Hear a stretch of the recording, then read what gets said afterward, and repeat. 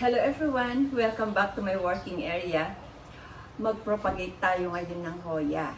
Yun ang isi-share ko sa inyo, itong Hoya Peachy Eye. Kasi nagbulaklak na siya, tapos sa kakahila ko, naputol. Sa totoo lang, isang araw pa ito, ngayon Sunday. Sunday palaspas sa amin mga Katoliko. Kaya 3 days na ito na naputol at ngayon ko palang maasikaso dahil kahapon naman ay nagbisita iglesia kami. Kaya ayun, nalanta na siya. Pero nakuhanan ko ito ng video at yun ay ipapakita ko sa inyo itong itsura ng bulaklak ng Hoya Peachy Eye. O, tingnan naman natin ang bulaklak nito. Napakaganda. Hoya Peachy Eye ang ibang tawag dito. Pero, Aphenis bovis kasi yung unang na-search ko na pangalan nito eh. Ang ganda niya. Pag makita natin siya sa personal, medyo, nagmamaroon siya. Yung kanyang bulaklak. At saka iba yung laki niya. Iba yung laki ng bulaklak sa ibang Hoyas. O, tignan naman ninyo. Ang ganda, diba? Yan ang bulaklak ni Hoya Peachy Eye. Tapos tingnan nyo yung dahon, para siyang velvet. Parang may balahibo siya. Ang ganda, sobra. Iba yung kanyang dahon dahil para siyang may velvet. Hindi natin akalain na Hoya ito. Sa totoo lang, akala ko nung ipagbili sa akin ito o bilhin ko ito, sabi sa akin, Hoya. Kasi nga, yung tindahan ng halaman na pinuntahan ko, talagang Hoya ang hanap ko. Bandang Laguna na yon. At ito ang ibinigay sa akin. Hanggang hindi na mulaklak, nag-alala ako na Hoya nga ba ito talaga. Kasi ang tagal na ito sa akin eh. 2020 pa, anong year na ngayon, 2024. Ngayon lang siya nagbulaklak talaga. At ang laki-laki, ang dami na nito, nakarami ko na ng husto ito. Meron pang pinakyat ko sa pole. At ito na siya, tignan nyo, itong propagation ko na nasa dito. Ayan. So, umpisahan na natin. Ang gagawin ko ngayon ay hindi yung lagi kong ginagawa na pag-propagate ng Hoya. Kasi ang ginagawa ko pag nagpo-propagate ako ng Hoya, gumagamit ako ng bunot na buo-buo. Pero ngayon ay idediretso natin sa ipa at saka sa coco peat. Hindi yung bunot mismo na ibabalot natin sa kanya. Okay, pero kung bago pa kayo sa aking channel, sana huwag kakalimutan mag-like and subscribe. Umpisan na natin kasi itong mga ito, pumulupot kung saan-saan. Kaninang alisin ko ito doon sa kinaruroonan niya. Hinila-hila ko sa tanggalan ng dahon yung ibang mga sanga niya. Ito, itatanim na natin agad. Kasi itong mga ito, kakakuha ko lang mula doon sa sabitan ko doon sa shaded area sa labas. At itong mga Hoyas, collection ng Hoya. Marami akong collection ng Hoya. Sa mga previous vlog ko kay Lola Mob, meron akong vlogs doon ng Hoya collection ko. Napapansin nyo, nakagwantes yung isa kasi sugat-sugat yung aking kamay na isa. Sa sobrang nagmamadali ako pag nagkahalaman. Okay, ito tingnan nyo naman, natatanggalan siya ng dahon. Gawa nga nung nagsama-sama sila, nagpulupulupot sila sa bawat isa sa kanila. Kaya natanggalan ng dahon yung iba talaga dahil pinaghihiwalay-hiwalay ko sila. Itong mga ito. Kaya, ang ganda-ganda ng Hoya ngayon. Panahon nila ngayon. Kasi ang Hoyas, nagbubulaklak sila pag nai-stress sila sa araw. O naaarawan sila ng husto. Kaya, panahon ng Hoya ngayon, ng tagbulaklak. Kaya, check nyo yung mga Hoyas ninyo. Kasi, ngayon, magbubulaklakan ang mga koleksyon ninyo na Hoyas. Gaya nito, ipapakita ko sa inyo. Itong Hoya na ito, multiflora, kung tawagin ito. Kasi ang laki-laki ng mga bulaklak nitong Hoya na ito. Yan.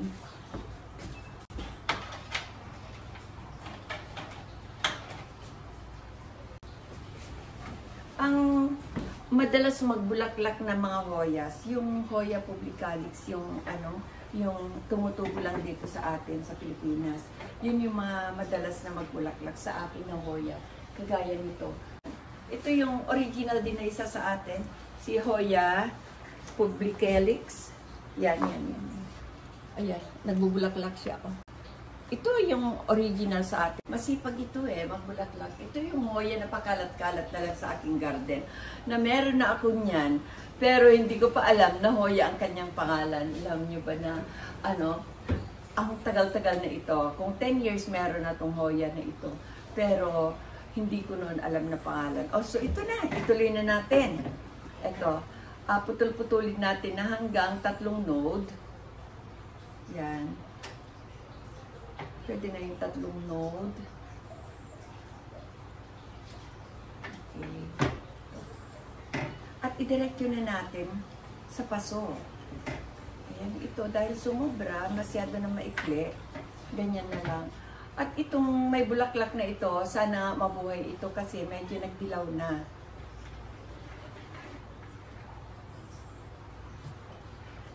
Ito nung bagong putol ito, dahil nga alam ko na hindi ko may vlog. Na video ko na ito. Kaya yun, ipapakita ko sa inyo. Ito. O, tingnan naman natin ang bulaklak nito. Napakaganda. Hoya Pichi ay ang ibang tawag dito.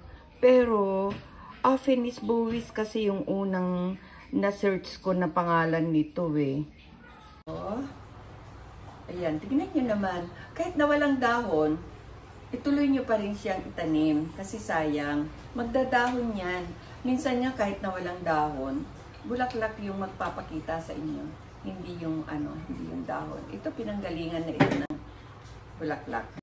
Pasensya na kayo at medyo against the light tayo.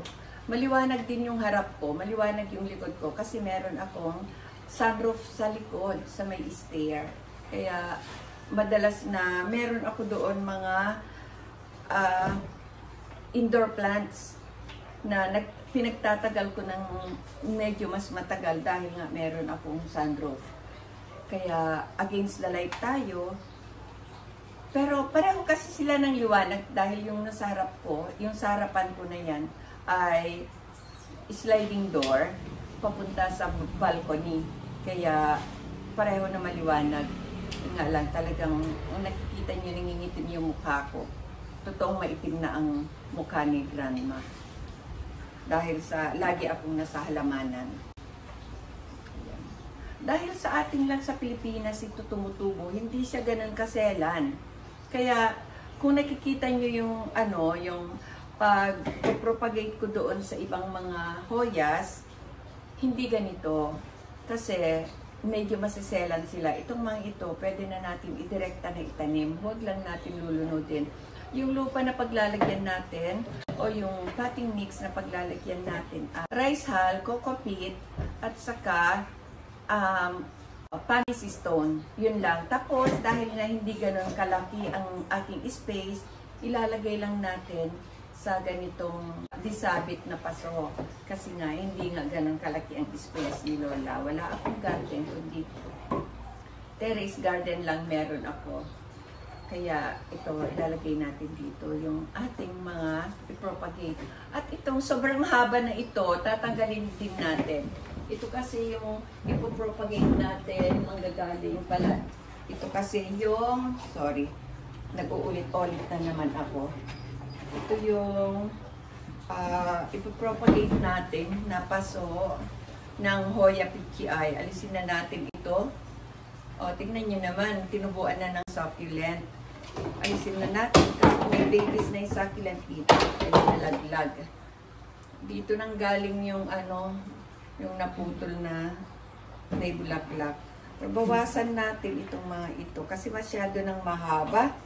Ayan. So, siya yung ipopropagate natin. Itong sobrang haba na itong mga ito.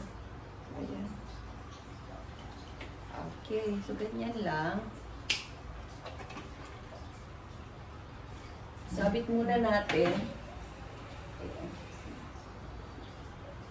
Medyo hindi ko napagtuunan ng pansin ang aking mga hoyas kasi ayan, medyo nagdagta na sila. Yung ibang mga hoya, hindi pwedeng ganyan, napapabayaan natin magdagta. Natin ng tissue. Kasi yung dagta,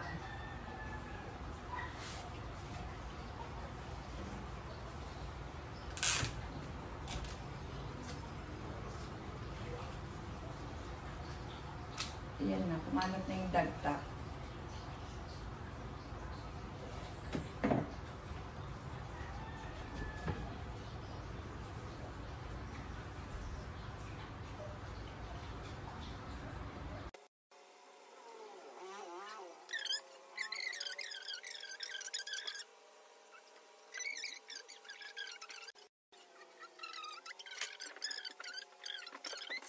Hoya PGI.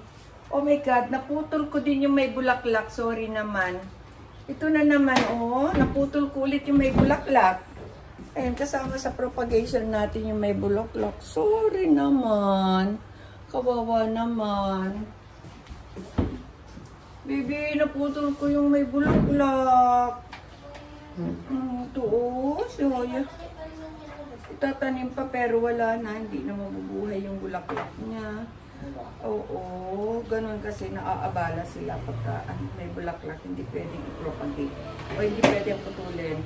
Pero sana nga magiging okay siya. Ayan, so ito na tayo.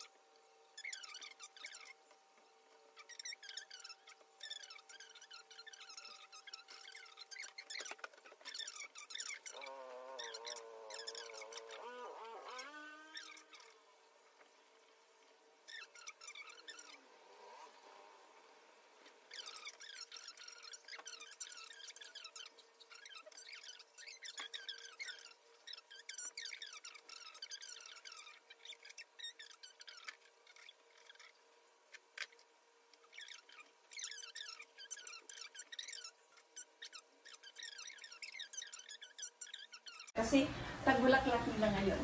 Ito yung original din na isa sa atin. Si Hoya publicalis. Yan. Ayan, nagbubulaklak siya. Oh. Ito yung original sa atin din sa Pilipinas. At ito yung pakalat-kalat na halaman kong Hoya dito. At saka ito pa. Oh. Ito yung ayan. Yan, tignan nyo ang ganda. May bulaklak din siya. Ayan. O, tingnan yung dahon. Ang ganda, diba? Minsan mag-Hoya tour tayo.